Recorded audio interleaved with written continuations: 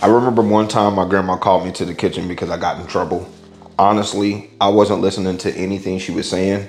I was just watching her put 1 pound of ground beef in the bowl. She needed to bind this together, so she would add some breadcrumbs. We took 1 egg, beat it real good, and then we're gonna add it to the bowl. I don't know if your grandma did this, but mine did. She gonna add a little mustard, and then she gonna add a little ketchup. Now we need some garlic powder, onion powder, generous amount of salt. And at this time, this is when grandma say, "You paying attention? Pass that pepper." All right. So we're gonna put a little pepper in there. Make you about 3 to 4 patties. That's how much you should get per pound. And then drop them in the skillet. So we're gonna cook each patty, guys, 3 to 4 minutes before we flip that bad boy. The time is up. Let's go ahead and remove it and put it on a plate. You see that drippings at the bottom? Go ahead and add some butter to that. Then of course you're gonna say pass that flour so she can get the gravy going. Put you a little bit of flour in the skillet. You don't have to do this part, but she would cut up some onions and put it in there. She had mustard in the meat.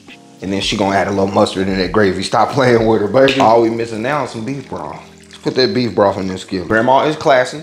Grandma is mindful. Grandma's very demure. So she's gonna add some mushrooms to the skillet. Let's put those patties back in the skillet, back with the juices. Go grab your lid, cover it up, and we're gonna cook it a total of 7 to 10 minutes. Sometimes my grandma gonna make sides with this. Of course, the mashed potatoes, green beans. All right, she's gonna take that end piece, cause the end piece is a little bit more stiff. So she be saving them end pieces. And then she gonna put the Salisbury steak right on top. If you like a little bit more gravy, go ahead and put some on top like this.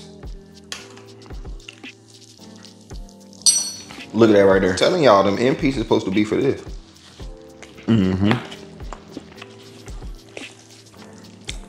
Don't throw away them end pieces.